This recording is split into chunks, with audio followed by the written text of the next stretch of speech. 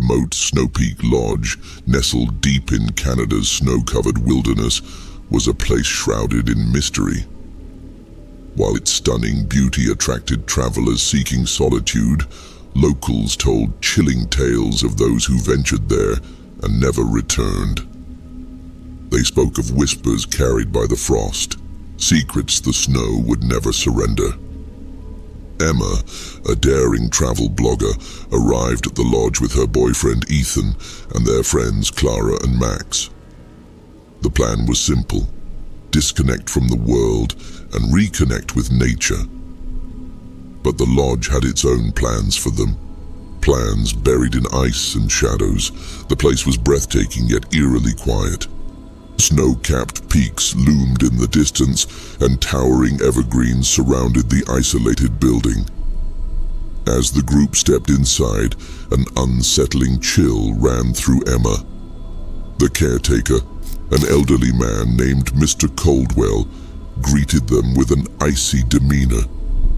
His pale blue eyes seemed to pierce right through them. "A storm's coming," he warned. "Stick to the lodge. And whatever you do, don't open the attic door." Emma frowned. "Why not?" Coldwell's face hardened. "Some things are better left untouched." The group laughed off the cryptic warning. They were here for an adventure, not ghost stories. As night fell, the storm arrived with ferocity, battering the windows with icy gusts.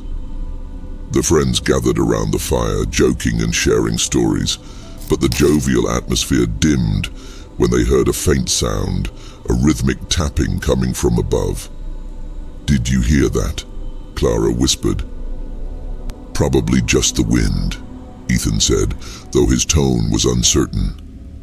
Emma couldn't shake the feeling that something was wrong. The tapping grew louder, more deliberate, until it abruptly stopped. That night, Emma couldn't sleep. The sound of the wind seemed to carry whispers, soft, unintelligible words that sent shivers down her spine. The next morning, the storm raged on. With nowhere to go, the group explored the lodge.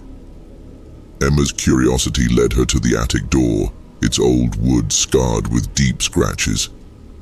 "Don't," Ethan warned, grabbing her arm.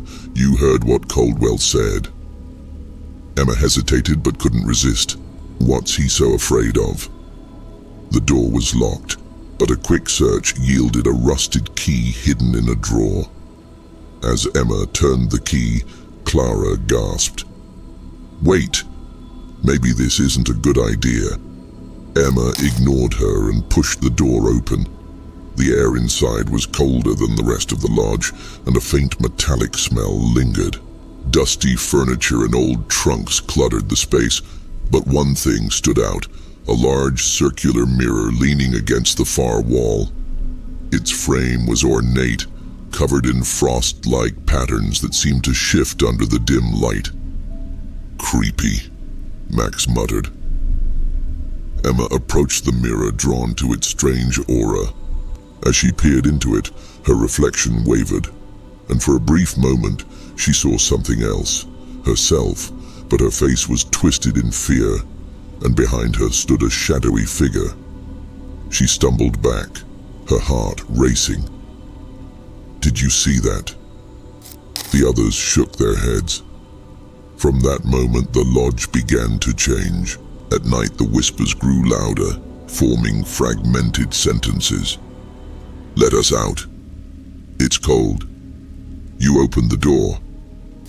Max claimed he saw someone standing in the hallway, but when he investigated, it was empty. Clara found strange markings on the windows, frost etchings that looked like claw marks. Ethan became withdrawn, staring blankly into space. When Emma confronted him, he whispered, "They're watching us." "Who's watching us?" Emma demanded, shaking him. Ethan looked at her, his eyes filled with terror. "The ones in the mirror." Desperate for answers, Emma searched the attic again. She found an old journal hidden in one of the trunks. It belonged to a previous guest, dated over a century ago. The entries revealed a horrifying story.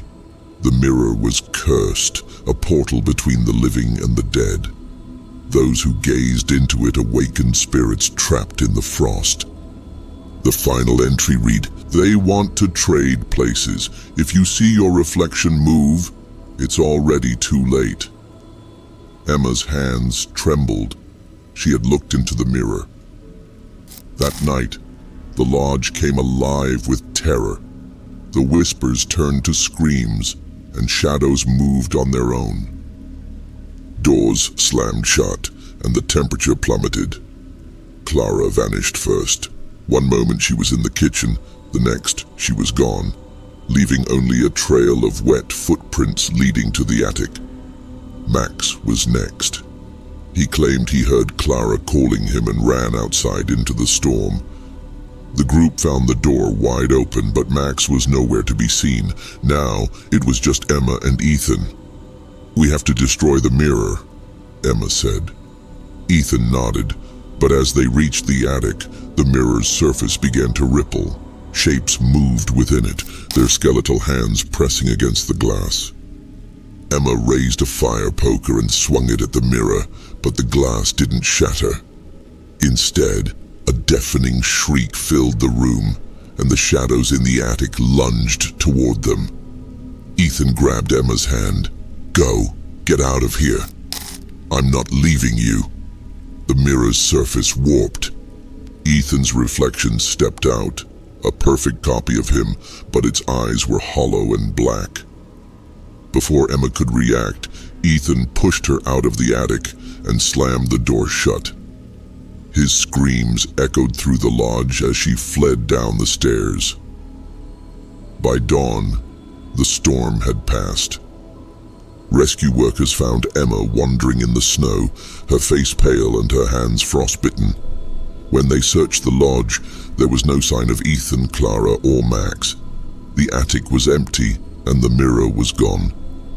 Locals say that on cold, stormy nights, the lodge's windows glow faintly. If you listen closely, you can hear whispers, voices calling out from the frost, begging to be freed. Emma never spoke of what happened, but she couldn't escape the feeling that somewhere, behind the ice, Ethan was still watching her.